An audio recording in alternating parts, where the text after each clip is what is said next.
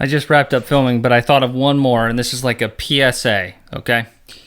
If you are a band, musician, and you are releasing your album, Bandcamp, social media, Spotify, wherever, credit the visual artist for a couple reasons. Number one, it's just a nice gesture, and it's how we get more work, and we put a lot of work into this, and it's part of the package, so honor that and respect that. Number two, at this day and age, it is clear proof and evidence that you did not use AI art, okay? So it's actually doing yourself a favor. This is something that every artist I've talked with is passionate about. Give people credit where it's due. Don't be lazy. It's important. Thank you.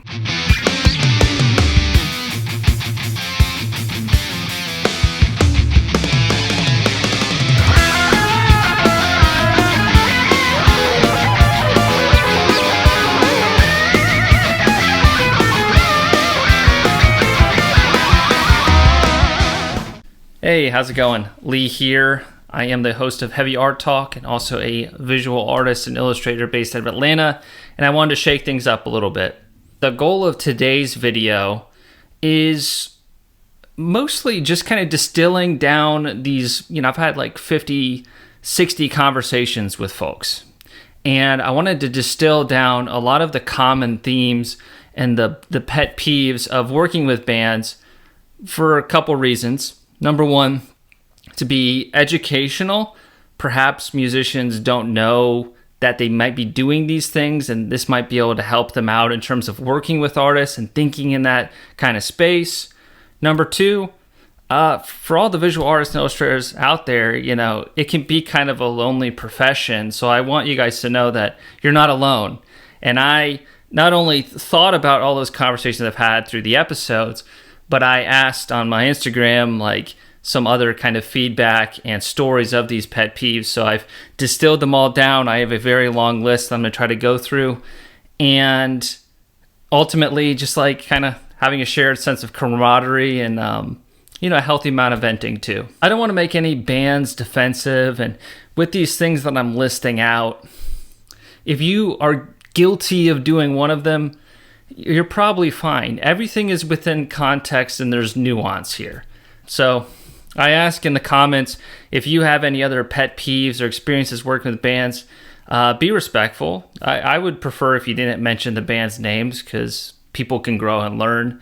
But I also I want people to engage and be a part of a community where we can talk openly about these things too. And the other thing too is with all these things, visual artists and illustrators, I think, need to hold a standard for themselves of hitting deadlines, being clear about their policies and communication, giving it their all with every project. Like, I don't want us to be a bunch of prima donnas. Like, we have to hold ourselves to a high standard. So if we want these things out of bands and musicians, we need to do our end of the bargain too. All right, so let's talk about some common red flags that I heard when I polled other artists in the scene. The most common thing I heard, and all these things are linked to the pet peeves too. The most common thing I heard was they just immediately are like, hey, we do your thing. We love what you do. Now, there's an element of like, okay, I'm glad that you trust me. You like my style. But when you are given something vague like that, most artists don't like it because your style can be a lot of different things. And especially if that person that's commissioning you has this very specific thing in mind, but they want to appear chill and laid back, and they'd rather just say, go with the flow and do your thing, them not speaking up just hinders the whole process. So we want people, in most cases, that are laid back and are respectful and trust us, right? We want that. But when you aren't given a prompt at all, there's so many things that you are expecting us to read your mind for that really isn't constructive. This is another big one. If you get the sense that you are picked arbitrarily as the artist, like they're suggesting all these things that have nothing to do with anything you've worked before. Another that's pretty common is they're sending you all these references from like one artist, and in the back of your head as an illustrator, you're thinking, well, why didn't you go with this artist? You kind of get right off the get-go this sense that like you're second best, or that person wasn't available, so now they just have to like, make it work with you. That it doesn't feel right. You know what I mean?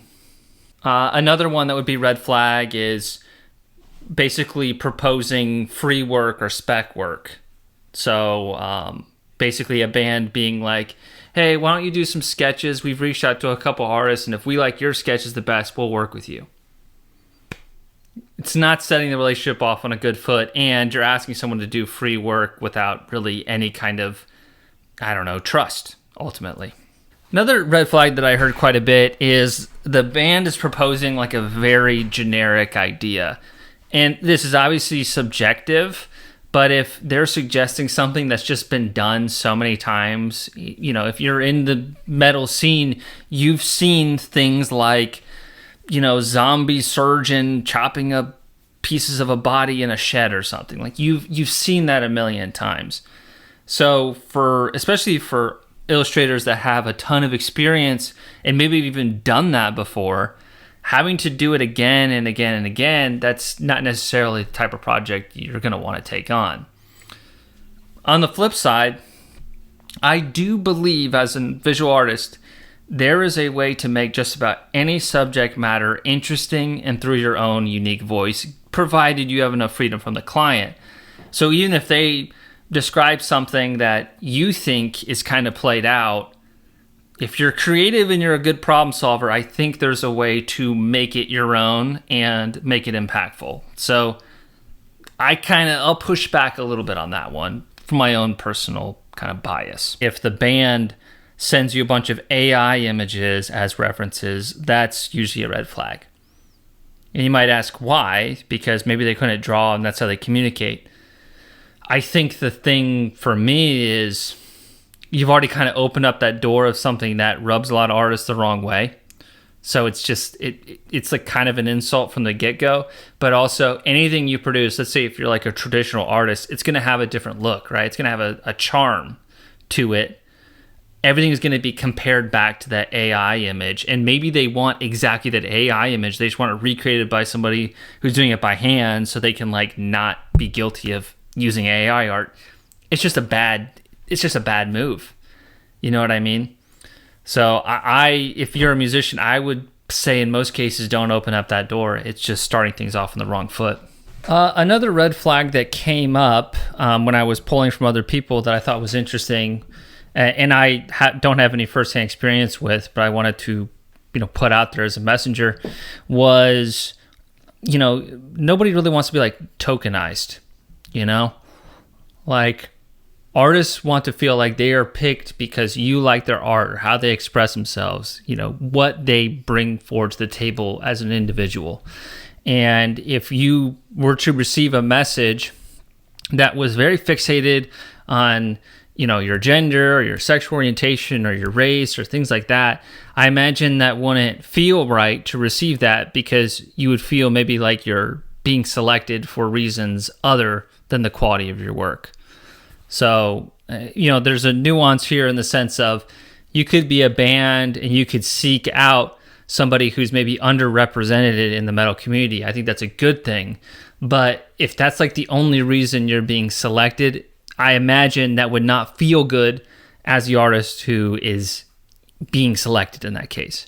Another one, and this would be more prevalent in like the black metal scene, is, the whole band reaches out, but there's like this like sense of mystery and like intrigue, and you're wondering in the back of your head like, oh man, I gotta Google now to see if this band has really hateful ideologies, or like one of the band members is a fascist or something. Like, most illustrators don't want to be, identified with that. They don't want to be affiliated with that. So that whole guessing game of like weird, sketchy black metal bands, it sucks.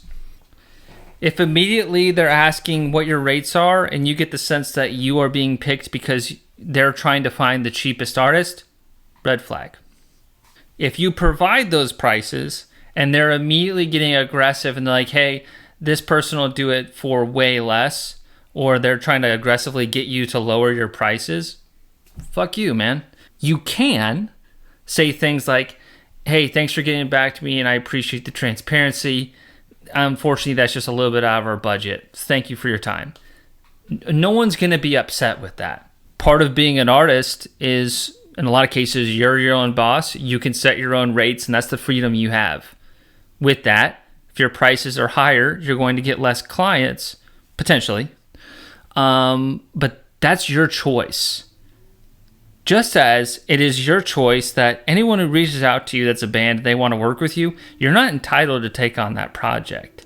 If it's not the right fit, or you're too busy, or the price, just isn't there, or any reason, you have the power to turn it down. And there's nothing wrong with that.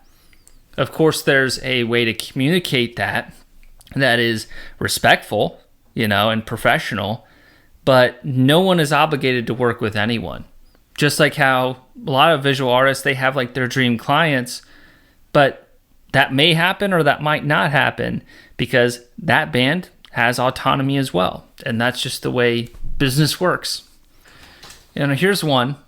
If the message begins with bro or bra, it's probably not going to go well. Once again, everything boils down to professional communication. I get it. We're in metal, right?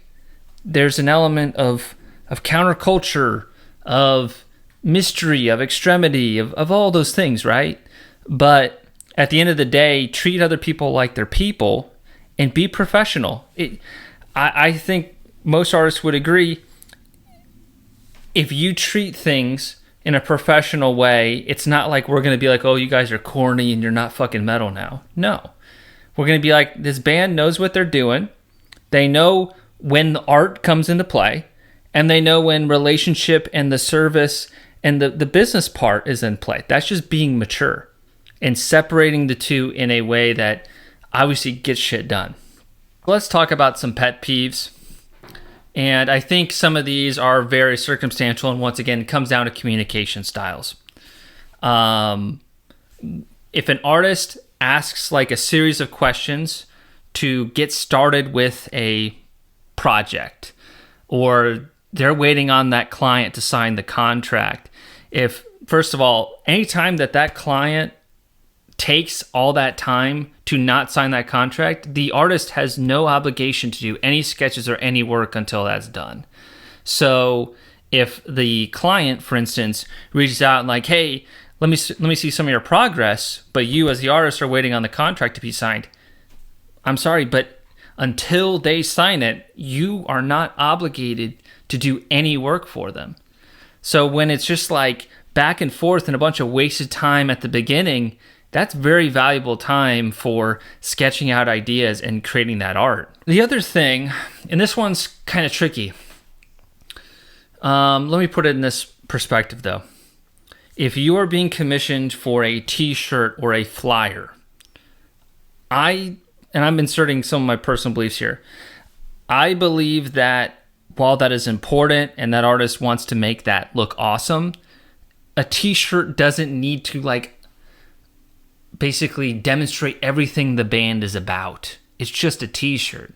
It can be cool, and we want it to be cool, but like a design by committee process where you're like sending stuff over and the entire band has to review it and like offer their 2 cents, and then all of a sudden they're offering all these ideas on like symbolism and all this stuff. It's like, it's a shirt. It just needs to look cool, and it needs to fit in with the brand of the band. So I think there needs to be an element of not every piece of art needs to represent the band completely. When it comes to that, working with a band, I think most artists prefer communication stays with one member who's kind of like the art lead, and they can get feedback from the band members, but you really hope, when you're an artist, you really hope that the band members kind of know their place, so to speak, within the band. Like, just because you're really good at writing guitar riffs doesn't necessarily mean that you're going to be awesome at understanding visual art and composition and perspective. And if you're self-aware enough to know that, that's all we ask. So let me be clear. If you're a guitarist, you don't really know a bunch about visual art, but you have an idea, but you also know like the limitations of what you know, it's probably going to be fine. It's when people are really controlling, especially if they're not the person you're communicating with, and now there's kind of this middleman person. It's like, why are we appeasing this guitar player who can just, offer their expression there? They can offer some ideas, but it can become nitpicky and micromanagey pretty quick. I mean, a really just obvious one is not paying on time. So a lot of times artists have basically billing cycles like, 50% up front in terms of deposit and then 50% at the end, or maybe they do like 3 installments or something like that. Everyone does it a little bit differently. But, when you don't pay those invoices on time, it's basically just flaky behavior and it's not professional. And people are trying to live lives doing this and they need to pay bills. So it's just disrespectful. I think the other thing too is never-ending tweaks. So as an artist and illustrator, I highly recommend in your contract you specify when edits can be done, when edits can't be done, especially if you're a traditional artist. Once the ink's on the paper, it's hard to make changes. But then also like in those final deliverables, like you got everything scanned, you're starting to kind of, if you're a graphic designer, you're starting to put together the layout and everything. There's a certain point where some clients will just have these never-ending tweaks and like, wanting certain file types and stuff. It's like, get organized, do it kind of all in like 1 or 2 batches. And when it's just never ending and it's just these one-off things, it's like, I can't be your bitch forever. You know what I mean? So try to have that foresight as a musician. A lot of it comes down to bad planning. So don't make assumptions about another artist's process. You can be like, hey, maybe because you do it takes this amount of time, but you could easily be wrong. So always defer to communicating like how the artist works and usually what their timelines look like to make sure it's a realistic fit. But I've heard from some artists who are, maybe traditional artists who need to like do everything and then photograph it and all that stuff. They've lost good projects because the band was already done recording the album and they just kind of waited too long to work with that person, and it would have been a good fit. So that's always kind of like just a negative kind of environment, because like I bet that artist wanted to work with that band, but they didn't think about it soon enough. So when in doubt, if you're, especially with album art, if you're creating an album, think about that album art before going to the studio in a lot of cases, because the more time you give that artist, they could be on a backlog of already working with a couple other bands. They can't even pick the project up then. But even if they could pick the project up right then after you message them, some types of art take a long, long time. Another thing is ghosting you because they're on tour. Like, I get it. Being in a band is a flurry, right? You're on the road, you're playing shows, you could get sick on the road. It takes a lot of energy out of you. But the world doesn't stand still when you're on tour.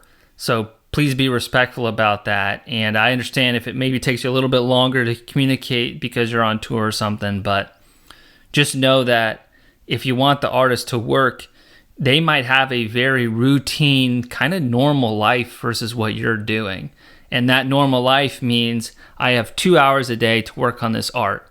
The other time, I'm working my full-time job and taking care of a kid, for instance. That's not for me, but just as an example. So remember that there's only so much time that artists can dictate towards you. And when you kind of like procrastinate and you basically don't communicate for weeks, they might be in a weird kind of bottleneck situation. And then it's like, hurry up and wait and rush. And that's not when good art is created. Art is tedious. It's methodical in a lot of cases. We love it though. Okay, so you have a concept, you're working with it, the artist is gelling, everything's going well, but then all of a sudden the band member you never talked to all of a sudden inserts their ideas and the entire composition needs to flip for some reason. Basically, like interband politics affect what's already in motion. It sucks. It's definitely a common pet peeve.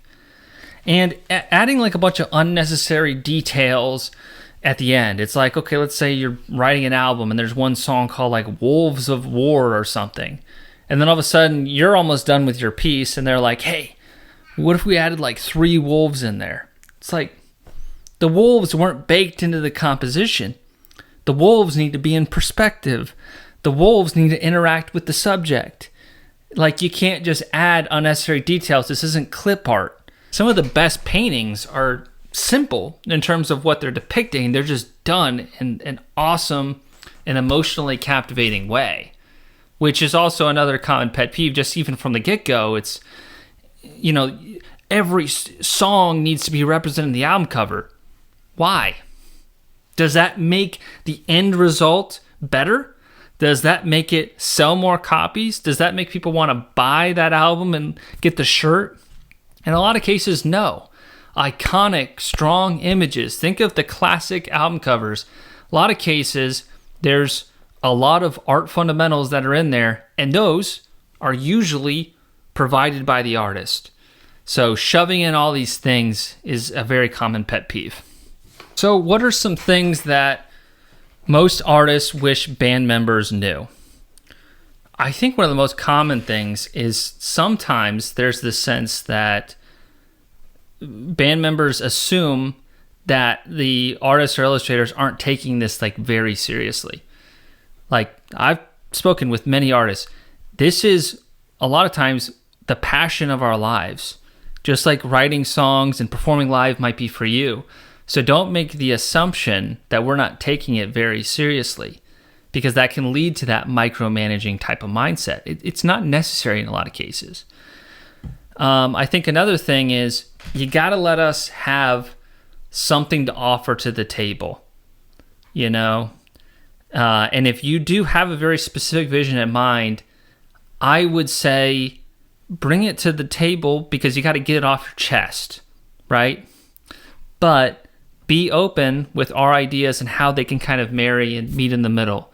The best outcome is usually a collaboration and a partnership between that visual artist and the musician. I think the other thing is, in the underground, like metal scene, for example, an artist can't always speak with a band member like another artist would. Like, we're not talking to art directors in this case. So trying to find that shared language and the right words can be a bit tricky at times.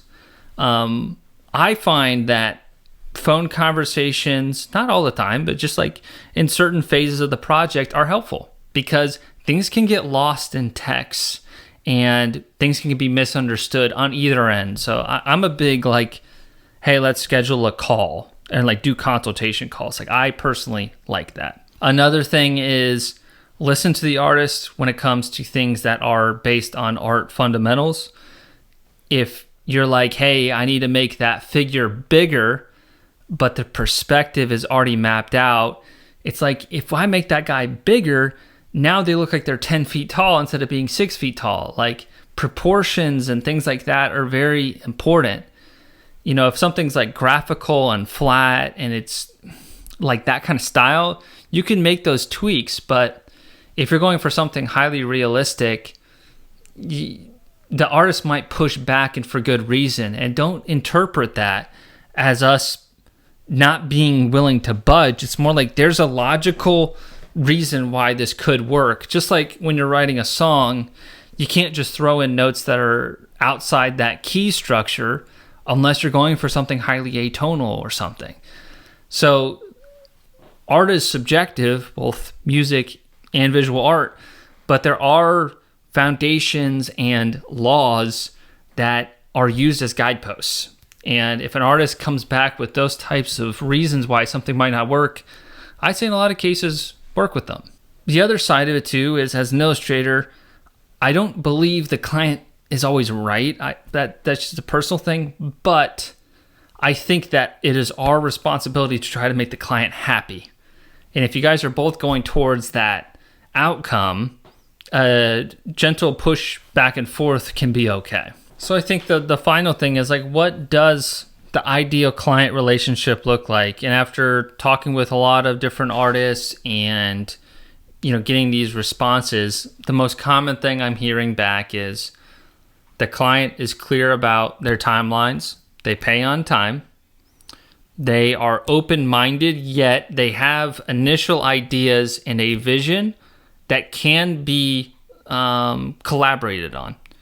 So the idea is vague enough that the artist can basically paint the picture. Now, I know some folks have a very active imagination. They have a very clear idea on exactly what their album art looks like.